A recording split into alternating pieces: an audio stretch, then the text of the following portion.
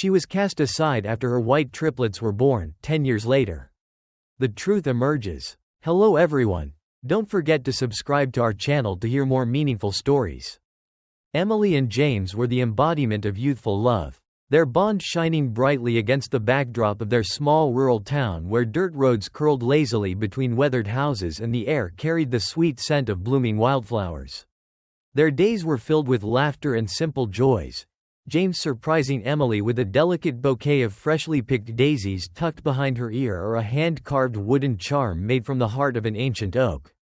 Emily adored him with a fierce, unyielding devotion, her eyes sparkling whenever he was near. When Emily discovered she was pregnant, tears of pure joy streamed down her cheeks as James lifted her into the air, spinning her around under the endless blue sky as if they held the whole world in their hands. Their love felt invincible, a shining promise of a bright future together. But fate, ever unpredictable, was already weaving threads of uncertainty, and the call of duty would soon test the strength of their unbreakable bond. The day Emily gave birth was etched forever into the fabric of her memory, a raw, fierce moment marked by pain, hope, and an overwhelming sense of wonder. There was no hospital, no sterile white walls or the hum of machines. Only the familiar warmth of the village midwife's hands and the cracked wooden beams of their humble home. When the triplets finally emerged, 3 tiny boys swaddled in thin blankets, Emily's heart leapt, yet froze simultaneously. Their skin was unlike anything anyone had ever seen in their close-knit community, pale as porcelain, almost glowing with an otherworldly light, crowned with wisps of golden hair that shimmered under the dim candlelight. And their eyes, when they blinked open, were a startling shade of blue that reminded her of deep, untouched mountain lakes. The room fell into a stunned silence, as if the very air held its breath, weighing the impossibility of this moment. Whispers began to slither through the village like a cold wind, seeping into the corners of every gathering place, from the marketplace to the patch of shade beneath the old elm tree, carrying suspicion and quiet judgment. Emily, however, felt a fierce, unbreakable love surge through her veins. Despite the sideways glances, the hushed conversations behind cupped hands, and the cruel insinuations that threatened to unravel her spirit, she clung to the truth with an iron grip.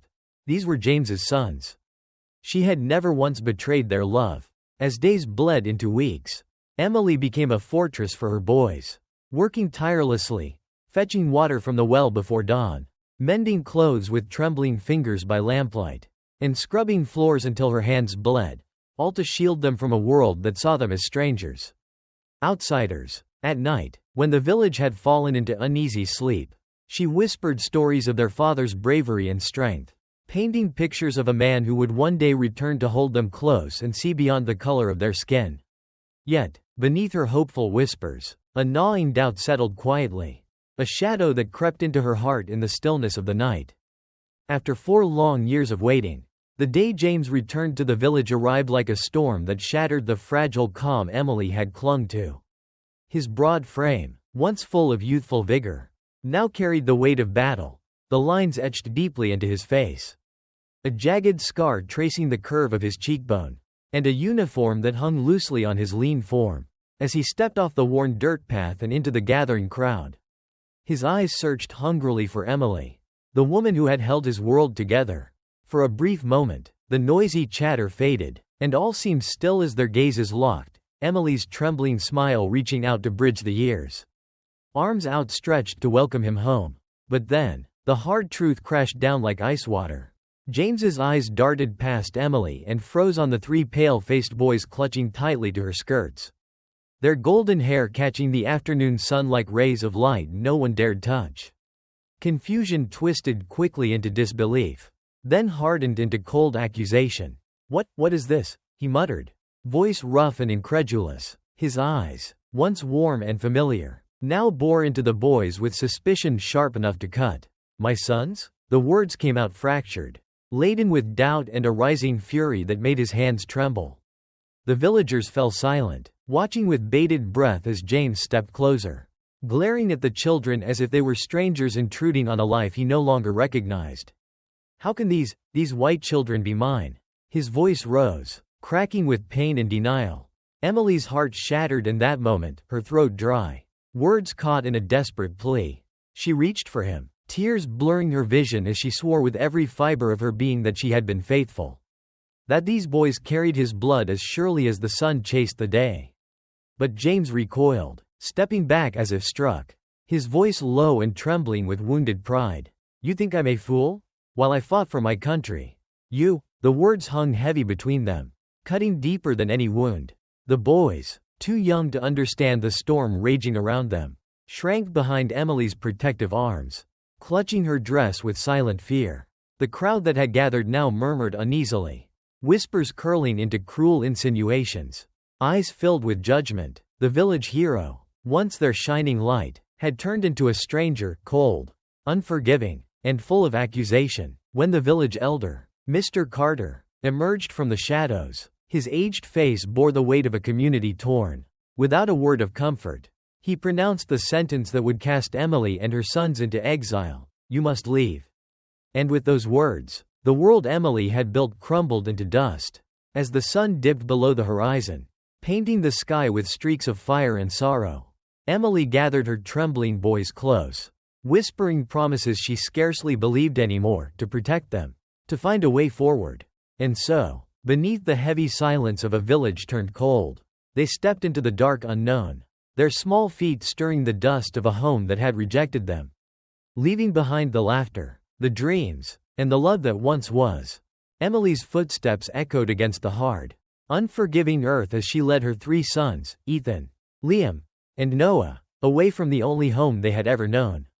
The sun bore down mercilessly, turning the dusty path into a relentless furnace, searing the soles of her bare feet with every step. The boys clung tightly to her skirts and hand, their small bodies weary but uncomplaining, trusting the quiet strength that radiated from their mother. Hunger gnawed relentlessly at their bellies, a constant reminder of the harshness of the world they now faced alone. Nights brought little relief. Under a sky blanketed with stars, Emily would cradle her sons close, weaving stories from whispers and hope, tales of survival and courage that shielded them from the cold and the emptiness. "We are strong," she would murmur into the dark, her voice trembling more for herself than for them. "We will endure. We will find light." Days melted into weeks as they wandered through barren fields and forgotten trails, the landscape stretching endlessly around them, an expanse both beautiful and brutal, a test of will that threatened to break even the strongest souls. The kindness of strangers was scarce, and often, the group had to rely solely on their own resourcefulness, gathering wild berries when they could, finding shelter beneath twisted trees, and making do with what little they had. Finally, the winding path led them to a small town that neither knew nor cared about the color of their skin or the whispers that had haunted them for so long. Here, amidst the hum of life and the clatter of everyday struggles, Emily found a fragile refuge. Mrs. Helen, the kind-hearted owner of a roadside cafe, offered Emily a chance to work, washing dishes, cleaning tables, and tending to the bustling little eatery. In exchange, a cramped room awaited them above the cafe. A cracked window rattled with the wind. A thin mattress lay on the floor. But to Emily, it was more than a shelter, it was a foothold, a beginning. Exhaustion clawed at her body, her fingers raw and bleeding from the endless labor, her back aching as the weight of responsibility pressed down like a mountain. Yet every drop of sweat, every ache, was a testament to her unwavering resolve to give her boys a future they deserved. She poured every penny earned into their care, their education, their dreams, even as the world outside remained indifferent. The bond between mother and sons blossomed. Ethan, with his ever-present sketchbook, drawing life from the dirt beneath their feet; Liam, fierce and protective, standing guard over his brothers; and Noah, the quiet observer, whose eyes held a wisdom far beyond his years. Through endless toil and sacrifice, Emily transformed their exile into a journey of hope, teaching them not just to survive, but to thrive against all odds. As the years unfolded like pages from a well-worn book, the once fragile trio of boys grew into young men whose talents shone like beacons in the small town that had become their sanctuary. Ethan, with his boundless imagination and delicate touch, transformed the blank earth into canvases filled with vibrant sketches and stories. Each stroke a testament to his dreams and resilience. His art spoke volumes, whispers of hope and beauty that transcended their humble surroundings. Liam, the steadfast guardian, embraced his role with fierce determination. His hands skilled in assembling and crafting intricate machines that whirred and sparked in the dusty corners of the Youth Robotics Club. His protective nature was matched only by his brilliance, and soon he earned the respect of peers and mentors alike as the youngest member of the group. Meanwhile, Noah, the quiet soul whose gaze often lingered beyond the visible world, astonished all with speeches that stirred hearts and minds. His words, though soft-spoken, carried a power that could move even the most stoic listeners, including the town's mayor, who was often seen wiping away tears during Noah's heartfelt addresses. Their successes rippled outward, painting a future Emily had dared to dream but never fully believed possible. Scholarships and sponsorships began to arrive like gifts from an unseen hand, unlocking doors that had once seemed forever closed. Inspired by her son's achievements and the kindness that had nurtured them, Emily herself blossomed into a force of ambition and grace. Nights were spent hunched over textbooks in a small room above the cafe, where she devoured lessons in business management, determined to carve out her own path beyond mere survival. With unwavering focus, she launched a modest catering company, one that soon grew like a rising tide, spreading its influence across neighboring towns and providing livelihoods to dozens. Her story, of a mother who refused to be broken, who turned exile into triumph, began to echo through women's empowerment events and community gatherings, where she spoke with the kind of fierce pride that only those who have truly struggled could muster. Emily, once cast aside and forgotten, had become a beacon of hope, a symbol of resilience, and a living testament that the darkest nights often give birth to the brightest dawns. A decade had passed since Emily was cast out. Yet the embers of her story burned brighter than ever as she stood once again on the soil of the region she once called home. The invitation to the regional cultural festival came as a beacon of recognition, a call to honor the heroes who had endured and triumphed against the crushing weight of adversity, and at the very top of that list was her name. Heart-pounding with a complex cocktail of anticipation and old wounds, Emily hesitated only briefly before her sons, Ethan, Liam, and Noah, stood firmly by her side, their presence a living testament to the strength she had nurtured through years of sacrifice. As they stepped onto the festival grounds, a hush swept over the crowd. Eyes widened, whispers erupted like sudden gusts of wind, and jaws dropped at the sight of the woman they had once rejected. There she was, radiant and unyielding, standing tall with her back straight and head held high. Her sons, now striking young men with bright eyes and impeccably pressed shirts, moved with a quiet confidence that silenced the murmurs. Reporters snapped photographs, local dignitaries extended hands in respect, and children flocked to embrace the woman who had become a symbol of unbreakable spirit. Yet among the sea of familiar and unfamiliar faces, one stood apart, James.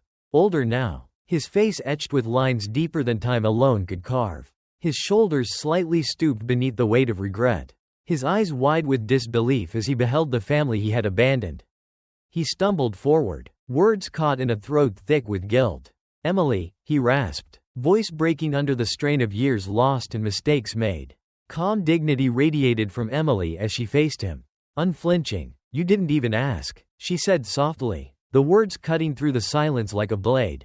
"You judged, you humiliated, you abandoned." Tears welled and spilled from James's eyes, tracing lines down a face worn raw by sorrow. "I lost everything," he whispered, voice trembling with the weight of his confession. "After you left, the village turned on me when they realized the truth." Emily's eyes narrowed slightly, and she asked quietly, "What truth?" He swallowed hard, voice hoarse but steady. "Your boys, they look just like my grandfather." The crowd gasped, a ripple of astonishment flowing through the gathering. "He was mixed race, light-skinned with blonde hair as a child. My own blood running through their veins. I was too blind to see it." The elders of the village had since confirmed the hidden legacy, but it had come too late to undo the pain. Emily regarded James for a long, heavy moment before shaking her head gently. "I forgive you," she said, her voice soft but resolute. "But my forgiveness does not mean my return." James crumpled beneath the weight of those words as Emily gathered her sons close, pride swelling within her chest. Ethan was already sketching the scene, capturing the moment with the same fierce hope that had carried them through the darkest days. Liam recorded with his phone, preserving their story for the world to see, while Noah, steady and wise beyond his years, walked silently beside his mother, his arm brushing hers, a silent vow that they would never again be broken. As the sky blossomed with fireworks, lighting the night with bursts of color and light, Emily stood surrounded by cheers and applause. The shadows of her past no longer haunted her, instead, the future stretched before her, bright, boundless, and waiting to be claimed by the woman who had once been thrown away but was now, undeniably, a queen in her own right.